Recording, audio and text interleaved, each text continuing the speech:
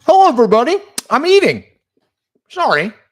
We went live faster than I thought we'd go live. So that's on me. And I'm done. Okay. Hi. Happy Friday. I hope everybody's doing awesome. I'm doing well.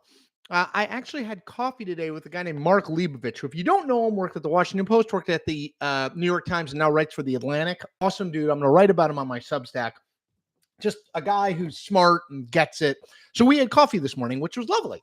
But I had to make it back for this.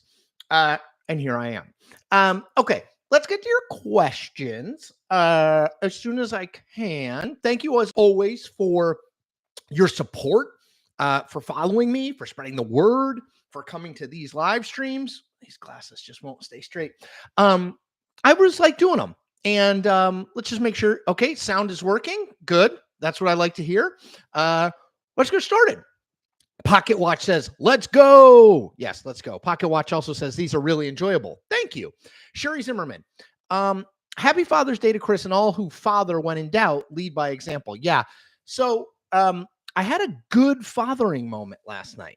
So my younger son is 11. He's a pretty good baseball player. He was in his team was in the Little League championship game for the area that I live. He was the starting pitcher. They wound up losing, but like I was pretty proud of how I acted. Sometimes when your kid is pitching, it's super stressful. If you've never had that experience, it's very stressful because the strike zone's like this big. But I was pretty good. I was happy like with how I showed up for him and supported him, and like they lost 10-0. The other team was better. But like I think he was upset, but then kind of was grateful that he had the opportunity that he had. And anyway, I don't always show up great for my kids when it comes to sports. I'd love to tell you I'm perfect in that regard, but I really am working on it and really trying. So I felt good going into Father's Day weekend that I sort of pre-planned how I was going to think about it, keep it in perspective, be there for him in the best way possible, and not be selfish for me. And I was happy with it. So thank you for the Father's Day wishes. John C. Should easy for me to say, should Supreme Court Justice Sandra Sotomayor retire ASAP, given the possibility of Trump winning another term? If Biden loses, will they be able to nominate someone to the court between November 5th and January 20th? So no, I mean, could they? I guess, but man, you're not going to get someone confirmed to the Supreme Court if you're a lame duck president trying to do it at the last minute. Because remember, control doesn't change in Congress until I guess they could try to get it through the Senate because the Senate would be Democratic controlled, but I can't imagine that would happen. Maybe. I don't think she's going to retire. I think that's why people see the stakes as so high in this election, because let's see how old she is. I'm gonna do a quick search. Did I tell you my favorite idea for a game show? I think I've probably told you this before, but I'm gonna tell you anyway. You just do how old is this person? And you just guess. It's like the circus, the guy who can like guess your weight. It's that. But I just have a show where like somebody comes on and I guess how old they are. Or you're like, how old is Glenn Gould, the Toronto pianist, the Canadian pianist? And I like guess it. Or I do a alive or dead, where you say someone, Bob Hope, and I have to be like, is he alive or is he dead? He's dead. That's easy. But there are a lot of people where it's not as easy. I love alive or dead. That's my $1 million idea. Okay. Sonia Sotomayor is only 69 years old. I mean, I don't think she's going to retire. Samuel Alito is 74. Clarence Thomas, I think, is older than that. Let's look. Clarence Thomas age. I'm going to say he's 80. 75. Okay. I don't think Sonia Sotomayor is going to retire. She's 69 years old. That's like a spring chicken in the Senate. So no, I don't think that's going to happen. And no, I do not think Biden, if it did happen, Biden would be able to get his pick through if he lost to Trump and try to get it through in that narrow lame duck period. No, I don't. By the way, I should always say this. Ask questions, people. I'll go as long as I can when we've got good questions. I've got good questions to answer. So, you know. Oh, and by the way, if you want to donate to me, you want to support my coffee or tea habit, you want to support me eating a lot of scones, Donate like Noel Fredrickson just did. Hey, Chris, happy Father's Day. Question: have you read anything from Peter Zahan? Put much stock in his predictions? No, I don't know who that is. Peter Zahan. I have a computer here, by the way. I'm not just making it up. American author Zahan on Joe. Let me follow him on the Twitter box. Geopolitical strategist, speaker, author, 285,000 followers. Okay. No, I haven't, but I'll check it out. Thanks, Noel. And thank you for the donation. Always appreciated. Never necessary, always appreciated. Let's see. Mayor Patel, Paul Ryan, Liz Cheney, Chris Christie, Adam Kinzinger. What will it take before sincere conservatives launch a new third party? Man, it's hard. I know people think launching a third party is easy. It is not easy. It's huge cost, huge logistical lift. You know, could I see in the next 10 years another party, like an establishment Republican Party? Maybe, but it's hard. Now, I don't know that there's a constituency for it, a big enough constituency for it. I don't know. Good, interesting thought. Sam, hey, Chris, enjoy seeing you on Meet the Press Daily. Me too. Super fun. I've been doing Meet the Press Daily every week or so. I'm starting to do a little bit more TV and streaming. I'm not like on major networks. I'm not doing too much, but I do some stuff for Scripps. And I'm doing some stuff for MSNBC. What are the green rooms like at these shows, and which show network has the best snacks? Do you chat with the other guests before and after the segment? So green rooms are kind of a thing of the past. They still kind of exist, but they're not as fancy as they once were. It's like you can go in there, and if you need to work, you can work and stuff. But like at NBC and DC, where I go, I don't think there's a green room. There's like a little sitting area that you can sit in if you're a guest. I know so many people there because I used to work with MSNBC when I was at the Washington Post. I was a contributor at MSNBC. So it's good to see all the people that I haven't seen in forever. So I wind up talking to them, like the makeup artists and the technical people and all that stuff. So this last time, I did not really talk to the folks before we went on, the other two guests. I try to chat with them afterward a little bit. It depends. If you know the people beforehand, know them well, then sure, it's like good to see them. It's like a little reunion, but not necessarily. Patrick Murray, question. Thoughts on Trump's Capitol Hill meeting yesterday with top-ranking Republicans? What did they talk about? I mean, he just talked, right? Like, my view of Trump is like, there's not like a thing he says in private and thing he says in public. He just says the same stuff. So, I mean, he'll riff on weird things, like how Nancy Pelosi's daughter told him that he and Nancy Pelosi would have ended up together in a different world. Seems weird. So he'll riff on stuff, but really it's the same stuff. There's nothing new under the sun for Trump. He's got one speed. He's got one setting, right? Like that's what he does. So I don't think, my guess, it was just kind of like a pep rally. It's like he hadn't been there in a long time, since January 6th. And he wanted to, make sure that everyone was in line behind him. So he went there and ensured everyone was behind him. The thing that I'm amazed by is like the Mitch McConnells of the world. Like Donald Trump has personally attacked Mitch McConnell repeatedly, personally attacked Mitch McConnell's wife, his former labor secretary, Elaine Chao, repeatedly. And yet Mitch McConnell like fist bumped him and shook his hand and they chatted. So weird. Anyway, but yeah, I don't think it was anything about more than a pep rally. Let's see. Matt Jacobson, who is the first incumbent to be out of office? Sunak, Bibi, Trudeau, or Biden? Are they all gone by this time next year? That's a really good question. Sunak, I think, is going to struggle to hang on in England. Biden, I think, is in tough space. I don't know enough about Canada and Trudeau, to be honest. Obviously, he's in some trouble. Netanyahu, I don't know. Like this war helps Netanyahu politically. That's why it's so hard to negotiate a ceasefire for Biden, because it's in Netanyahu's interest to keep this war alive, because he's so unpopular. This war makes him at least somewhat popular in Israel. So I don't know the answer to that. I don't know the politics there well enough. I think Sunak could struggle. I love that question though. Pocket Watch. Will Trump's VP be the natural heir to Trumpism? Yeah, I guess if you buy the idea that Donald Trump will ever hand off Trumpism, which I'm not sure I buy. Like if he picks JD Vance, for example, sure, I think in 2028, Vance would run as sort of like the natural heir to Donald Trump. Probably almost anyone he picks would run in that way. Does Trump endorse that person when 2028 comes around? I don't know, right? It's all about him. So it's a little odd for me to think about him like handing it off unless he hands it off to Don Jr. But yeah, I mean, I think whoever he picks for VP, if they win, would be the obvious 2028 heir to Trumpism. But let's see. The sound is working. Good. Sam said, wait, who did you have coffee with? The stream began in mid-sentence. I had coffee with Mark Leibovich, who I got to know at the Washington Post, but then went to the New York Times and now is at the Atlantic. I'm going to write about him.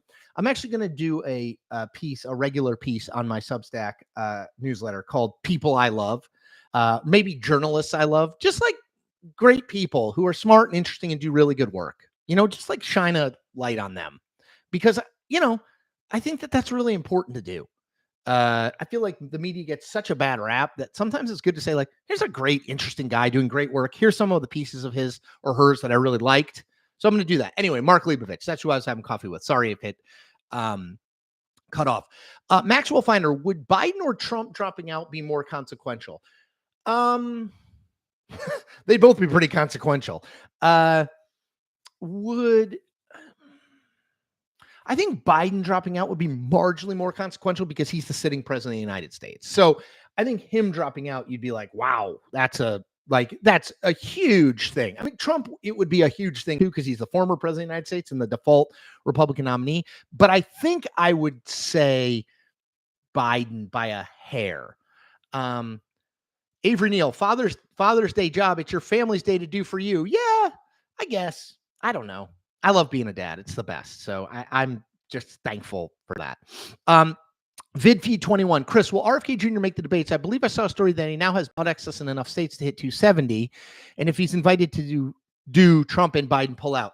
So I have not seen that he's gotten a 270 electoral votes yet. So just for people who don't know, the debate thresholds are you have to be at 15% or higher in 4 recognized polls. The last time I saw he was at 15% or higher in 3. I don't know if he's gotten the 4th. And you have to be on the ballot in enough states that add up to 270 electoral votes. And I don't think he's there yet. I may have outdated information. I don't keep super close track of it. So I could be wrong and you could be right. I don't think he's going to be on the debate stage. If he did for some reason make it, I don't think Trump and Biden pull out. I mean, I think they did cut this debate deal to exclude Kennedy just because he's sort of a free radical. Like no one totally knows what to make of him. So they're kind of like, let's just leave him out. So I don't think he makes it, but if he does make it, that's a huge deal for him and a major X factor in the debates, but I don't anticipate him making it. Andy Elizabeth Pentenberg. I enjoyed your video the other day about Trump's visit to the Hill. Do you get tired of covering him? I don't get tired of it. I try to pick and choose sometimes what I cover of him. I'm trying to do more covering of his primary source material, like what he actually says, because I think people weirdly don't cover that all that often. Like, here's the speech. Here are the lines he said. Here's what you need to see. I do a lot of that on my newsletter because I don't think anybody else is really doing that. I don't get sick of it. I mean, the thing about Trump is, there's not a lot new under the sun, right? Like, you kind of know what you're getting. So for me, it's, can we think of interesting angles about stuff that we kind of already know about, right? Like, I've lost the ability to be like, holy cow, I can't believe he said that. So it's kind of like, think through it. Can you say something interesting and new-ish about it? Or add to something you've said before? That's kind of how I look at it. But I don't get tired of it. Sebastian Salvo, hi from Australia. Hello, Australia. Crystal Williamson says, women are not going to like that game show, LOL. Yeah, probably right. What age you are, that's probably not going to be the best. Sebastian says, did you hear the news about Mitch McConnell wanting to be chair of appropriations? I did see that. Susan Collins is in line to do that. I don't know that McConnell can just kind of step over her. I mean, I don't know. He's 82. I know he's in office until 2026. So, maybe. I don't know. That felt to me like they were the McConnell people were floating that out there to see what the reaction to it was, honestly. And like, did Susan Collins go insane and get super pissed or not? So Tammy Cochran says, I've had two sons pitch through high school level. They both played third base in college, and there's no relaxing when they're on the mound. Yes, holy cow, super, super stressful. Let's see. Sorry, I'm just scrolling. Clarence Peterson, why is Nevada trending Republican? So the big reason is the economy. The economy in Nevada is not great. And I think that the incumbent party gets blamed for that, no matter what, no matter which party it is. And so I think Democrats are getting blamed for that a little bit. The other thing is it's a very transient state, a lot of inward and outward movement. So it's every 2 years, I feel like we get a new look at what the Nevada electorate looks like, to be totally honest. Like it's kind of hard to predict what that electorate will look like. The one thing I will say for Democrats is they have a really good political machine because of Harry Reid, the late Harry Reid, in that state. So I think they have the ability to win close races. I don't know how close Nevada is going to be at the presidential level. I think it's going to be really close in the Senate where Jackie Rosen is running for a new term. Let's see. Marcy B, people keep using Sotomayor's age and diabetes too. I'm also 69 and have diabetes. Does not stop me from doing anything. Yeah, I don't know. I mean, if she was 89, but she's 69. I mean, I don't know. I get it. I understand why liberals especially are spooked about the possibility of something happening to one of the more liberal justices and Donald Trump being president again after he appointed 3 Supreme Court justices in his first term. I get it. It's just, it doesn't strike me that Sonia Sotomayor is like getting ready to retire. Clarence Peterson, which party do you think will win the House of Representatives?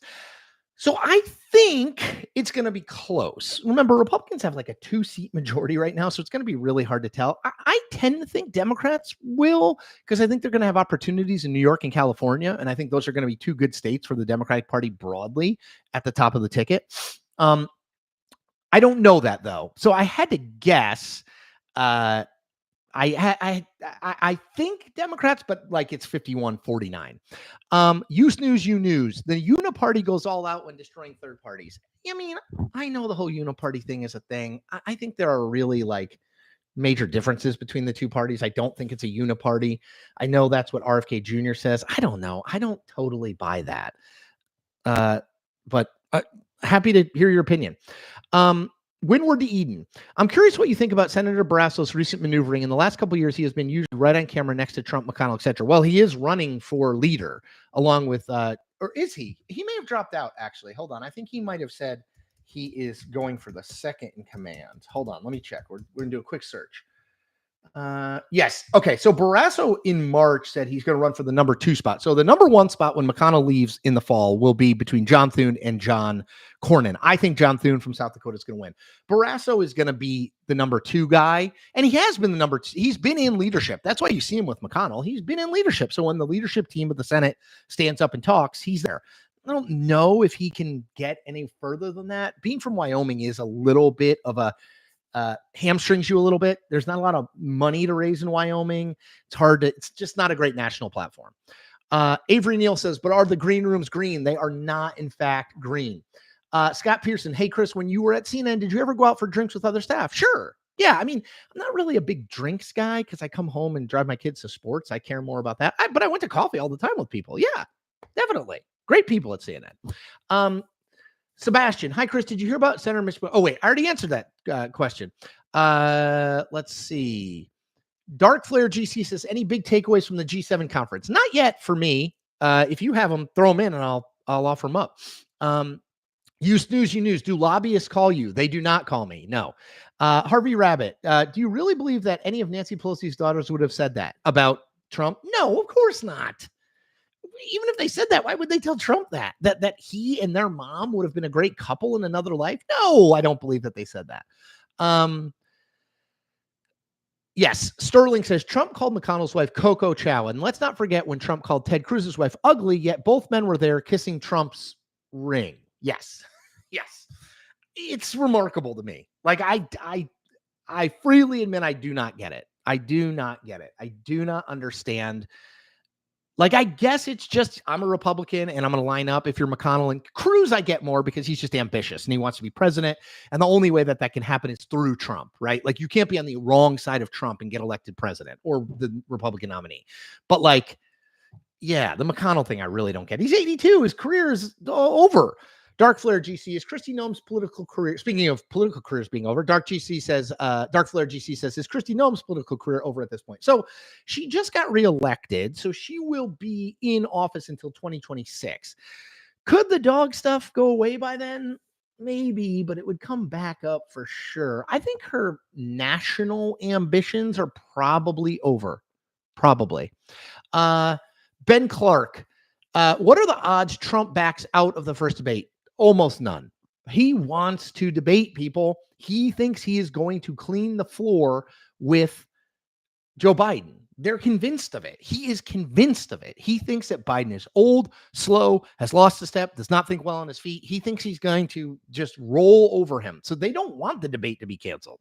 They want to debate. I would be stunned, though I've been stunned before. I would be stunned if Trump pulled out of the debate at this point. Paul Sow, hey, Chris, in your words, how has the political media landscape changed since 2008? A lot. Let's see.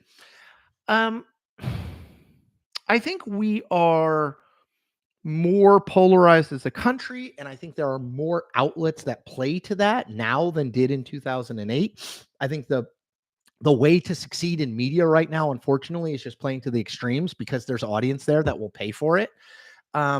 That was less the case in 2008. There were less of those outlets. It was harder to get like a stand up something at that point. Now, on the other hand, look, if I had gotten laid off in 2008, I wouldn't have had a Substack because it didn't exist then. And I probably wouldn't have had a YouTube channel, and I wouldn't have been able to do some of the other things I'm doing on the content front. So like, there's good and bad there, but to me, it's just the extreme partisanship and the advocacy media. Those two things have really risen. Doctor Always First, do you think Team Biden should pay greater attention to Virginia as a true swing state? Asking since Youngkin repeat rumors picking up steam. A little. I think Virginia is going to look more like it did in 2016 than it did in 2020. And I think Hillary beat Trump by about 5 in Virginia. Don't hold me to it, but about 5 in Virginia in 2016. And Biden won by like 11 or 12 in 2020. I think it'll look more like 2016. If he did put Youngkin on the ballot, maybe. I mean, Youngkin's pretty popular in Virginia. That could make Virginia more competitive. Without that, though, I still think Biden wins. And I don't think either of those candidates, Biden or Trump, spend a whole lot of money or time in Virginia. I guess I'm just skeptical that it's a swing state at this point, I guess. Sam says, oh my God, I love Mark Leibovich. The Town is one of my favorite books and highly recommend his books about the NFL and Republicans caving to Trump. Yeah, he's the best. That's why I'm going to write about him. Just a great guy, a smart guy, a reasonable guy, a good guy. Let's see. Tammy Cochran, what do you think of Trump endorsing Larry Hogan? Does that help Hogan or hurt him? If Trump doesn't say anything else, it probably helps Hogan marginally in that it gets all of the Trump people in Maryland, and there are plenty of Trump people in Maryland, particularly in Western Maryland, that Hogan would need to win, on board with Hogan.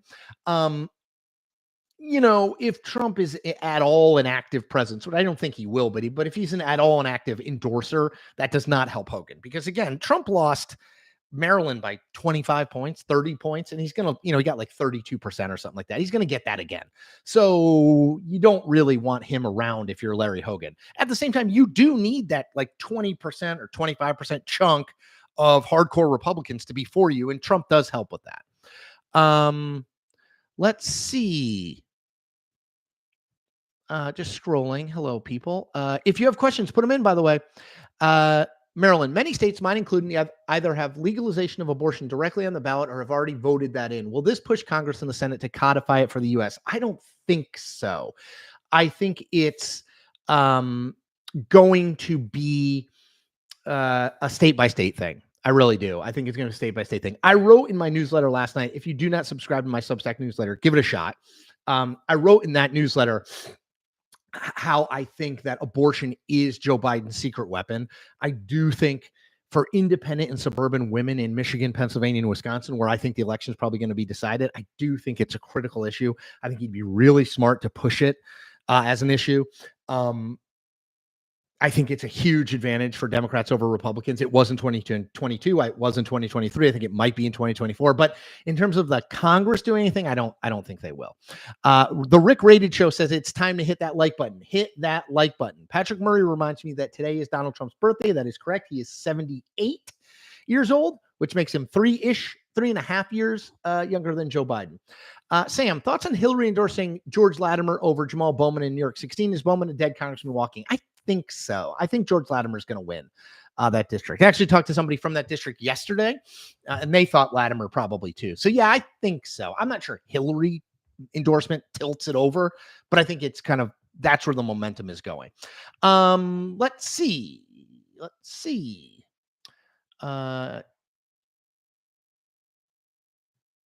Maxwell Finer, how much will Hunter, by the way, if you have questions, ask your questions because I'm running out and I don't want to just stop after 30 minutes, but I will if we don't have questions. So if you got questions, bring it on. How much will Hunter Biden be talked about during the election? 0% by Joe Biden, a significant amount by Donald Trump and Republicans. So I think for a couple reasons. One, because they're trying to muddy the waters with Trump's conviction. Now, again, Hunter Biden being convicted of a gun charge and Donald Trump being convicted of paying hush money to a porn star or falsifying business records tied to hush money to a porn star are not the same thing. Hunter Biden's not on the ballot. Donald Trump is. But they're going to try to muddy those waters. So that's one. The other thing is, I think Trump is trying to get under Biden's skin. And I think he thinks that by attacking Hunter, very personal to Joe Biden, that will work. Again, politics is not always like seemly. It's often unseemly. And this is unseemly, but I think that's what's going to happen. Let's see. Devin Taylor, if Trump is elected in November, do you think Vivek Ramaswamy will be given a cabinet position? Probably. Yeah. He strikes me, and I know Pete Buttigieg will hate this comparison, but he strikes me a little bit like Pete Buttigieg, like bright young guy. They'll find some job for him in the cabinet department, like HHS or HUD or something for him to do. Yeah, I do think that will be the case. But I don't think he has any chance of being VP. You didn't ask that, but I'm throwing that in there. Daniel Montoya, thoughts on Judge Merchan limiting Trump's movement? I get the feeling house arrest might be up there. Hard to see just probation given his behavior during the trial. I don't know. I don't know what to look. I think it's very dangerous for Judge Merchan to be like, you can't go to states. You have to stay at home, limit Trump's campaigning. It would make him into a martyr. It would make him into a victim. It would look like they were putting their hands on the scale. I think that would not be a good thing in terms of, again, I think you beat Donald Trump at the ballot box. That's the only way I think it can happen. I do not think you beat him legally. I just don't. Through legal maneuvers or kick him off the ballot because of the 14th Amendment. I don't think that works. You Snooze says, even Ezra Klein and James Carville don't think Biden can win. Yeah, I mean, look, I think we are getting to a point where I can see Biden winning. I see a path, but it's a narrow path. And his numbers aren't getting a whole hell of a lot better. His approval numbers are still bad. Some of these polls have his approval numbers the worst they've ever been. So yeah, I think it's tough. It's tough. AI from Earth, who's the funniest reporter or anchor you have met? That's a good question. You know who is hilarious? John Berman at CNN. He is a funny dude. He's really funny. He is wry. He's great. I love Berman. Great guy. So I guess I'll say him. What is your Dr. Always First? What is your favorite political movie and TV show of all time? Good question. Really like Dave. Is that weird? I like Dave. TV show, probably Veep. Most people would say West Wing, but I love Veep. Veep is more like my experience of politics than the West Wing. I think someone's written that piece, but I do think it's a good piece, like how Veep is more the reality of Washington than West Wing. I think everybody likes to think it's West Wing, but it's more Veep. So I'll go with those two. Patrick Murray, Chris, would you ever go on Bill Maher? Yeah, of course. Love Bill Maher. Very pro Bill Maher. If you want to advocate to get me on Bill Maher, do it. Rich G, reading Barack Obama's Promised Land book, part 1. I think it's very good. Did you read it? And what's your opinion? Have not read it. I know the second part of his memoir is coming out this fall. I haven't read it yet. I think I should. I mean, I think that he's a really talented writer. but I will read it. So thank you for putting that in the old dome. Marcy B, I wish the ads would not interrupt you. I know they run ads occasionally during this. So yeah, I don't have any control over that. Dr. Always First, I second Patrick Murray. Think you would do great on the real-time panel. Love to do it. If anybody knows Bill Maher, tell him I'm available. Let's see. Andy Smith, Chris, do you think Fox News is as bad as Jon Stewart and the Daily Show crew make it out to be? Look, I just think it's an entertainment network. It's not a news network, right? They're not, they mostly cover like what the media is saying. They're not real. I mean, I know they have a Congress reporter. I know they have White House reporters. Like they do some of that stuff. And some of the people who are there are quite good. I really like Brett Baer, for example. I think he's great. I think he's a good guy, tries to do it as fair and down the middle as he possibly can working there. But like, it's mostly an entertainment network. You know, it's not really a news network in any meaningful way. And I think once you understand it that way, you know, it's doing something different than what CNN and MSNBC and ABC and NBC and you know, PBS are trying to do. It just is. AI Avery or Al Avery. Clearly, abortion is the issue that motivates Democrats to vote. You see Biden pushing that more as we get closer to the election. Doesn't seem that he's talked about that issue much. I mean, I really, really think he needs to push it more than he is now. They have to see that in the polling. So I would assume they will. Martin Land Services. Love the old banter between you and Gary Braun on Mr. Tony Show. Is he doing okay? He is doing well. I texted with Gary earlier this week. His kid, one of his twins, is a subscriber to my political newsletter. So yeah, he's doing well. Gary's a wonderful guy. I totally agree with you. David Osberg, could Florida ballot question on abortion possibly put it in play? Possibly. I still think Florida's a long shot. And I'll tell you why. Not just because DeSantis won overwhelmingly in 2022. It's just really expensive to run a campaign there. Like the logistics of the campaign and then the ads. Like it's a huge, expensive state with a lot of media markets. So I just think Biden would have to make a massive bet on it. $20-30 million investment in it. And I just think that 20 or 30 million is going to be spent in Wisconsin, Pennsylvania, or Michigan, maybe Arizona, Georgia, or Nevada. I don't think it's going to ultimately be spent in Florida because I just don't. I think he can get to 46 or 47 pretty easily. I don't know that you can get that last 3%. Josh, what are the chances Donald Trump wins the popular vote this election? 25%? 30%? I think it's unlikely. Again, I think 2016 is the best analog here. Hillary won the popular vote by a little under 3 million. I could see Biden winning it between 1 and 3 million, and that could well mean Trump wins the Electoral College. Let's see. Pocket Watch. What's going on at the RNC with Trump's daughter-in-law in charge? What do you see as the long-term effects? There's the unintended consequences. I guess I don't think it's as big a deal as some people do. Look, the party committees in a presidential year are always going to be all about the presidential nominee. Always. They're going to spend the vast majority of their money there. I know people see it as like nepotism that Lara Trump is the co-chairman, and it is.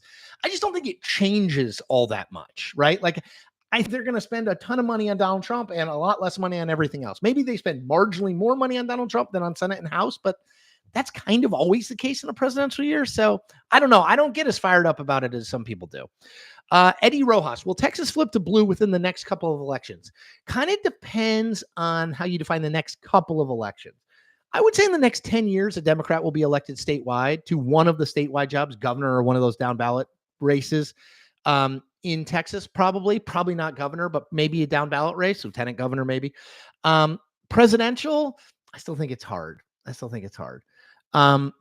Murphy Company, do you think Trump's cabinet members will be more vocal as we get closer to the election? You mean more vocal in criticism of him? Maybe. I think some of them have kind of come out and said, like, I wouldn't vote for him. I wouldn't support him. Maybe. I don't know how much it changes things, but sure, I could see them being a little more vocal. Let's see. Are you paying attention to Breonna Joy Reid getting fired from the Hill? I am not paying attention to that. Crystal Williamson says, I love Dave. Me too. Paolo says, Veep is wonderful. Love it. Yes, it's great. Movie recommendation for Chris. She said about the two New York Times reporters who broke the Weinstein story, a love letter to investigative journalism and marvel at the Times' unlimited expense accounts. One of those reporters, Megan Toohey, went to college with me, and I knew her. Georgetown class of 1998. Yeah, but I will put that on my list. Let's see. Who would be my pick as the next regular Daily Show host be? I'm a Jon Stewart guy. Put him back in. I know he probably didn't want to do it. Dark Flare GC, can anyone win without Pennsylvania? Yeah, I mean, Trump could.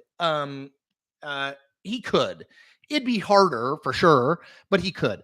Biden needs Pennsylvania for sure. Matt Jacobson, who's going to win the U.S. Open? Give me my guy, Bryson DeChambeau. I know he's making a run. Give me Bryson DeChambeau. Devin Taylor, would you ever consider doing a more long-form style podcast? I am going to launch next week my podcast called Name Your Mount Rushmore, where we talk about the Mount Rushmore of everything, the Mount Rushmore of political movies, the Mount Rushmore of political books, the Mount Rushmore of iPhones, the Mount Rushmore of headphones. Headphones, got these from CNN, AirPods.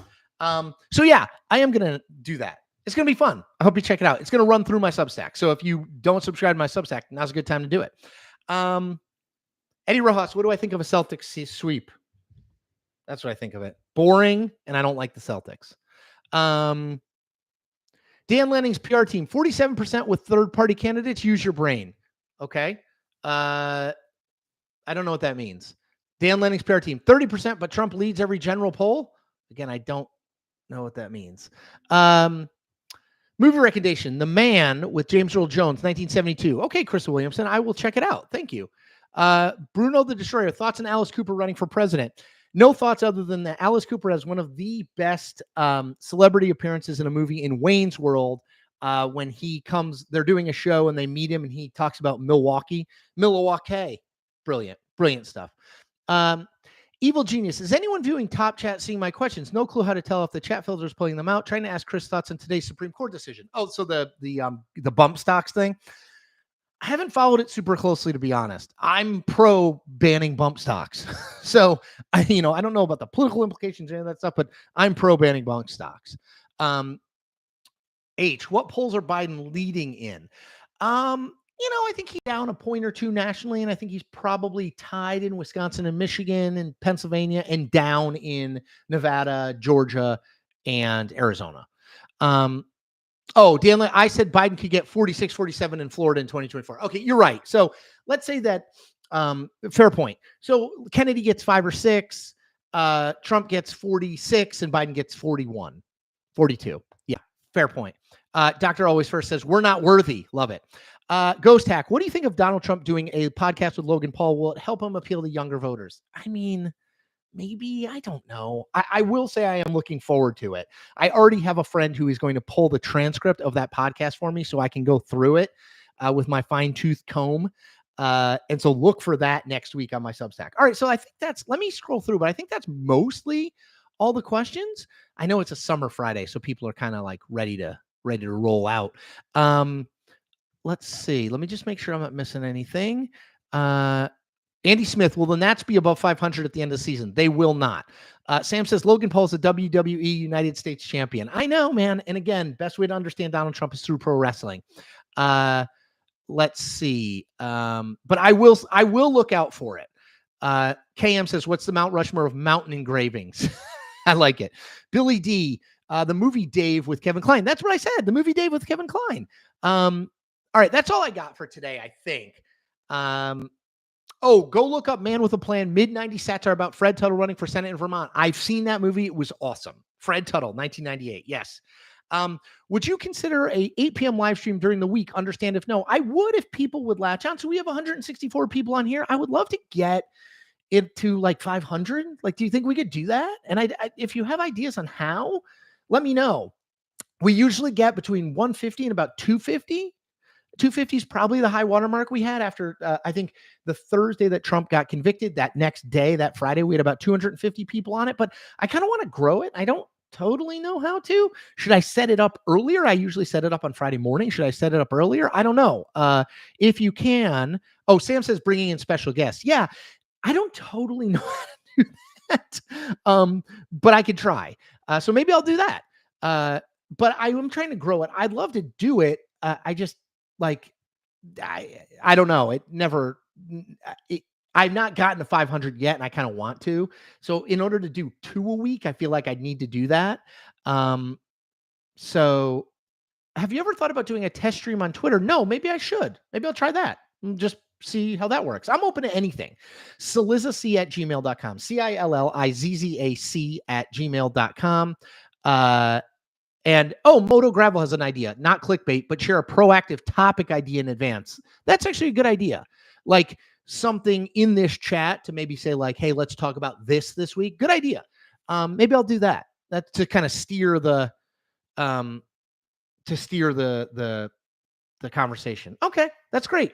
Any and all recommendations are welcome. Ideas are welcome. I'm trying to grow, people. So keep it going for me. Like this video, subscribe to this channel, tell 5 friends, comment, drive the algorithm. Let's go. All right. Everybody take care. Have a wonderful weekend. I'll be back Monday making videos. Take care.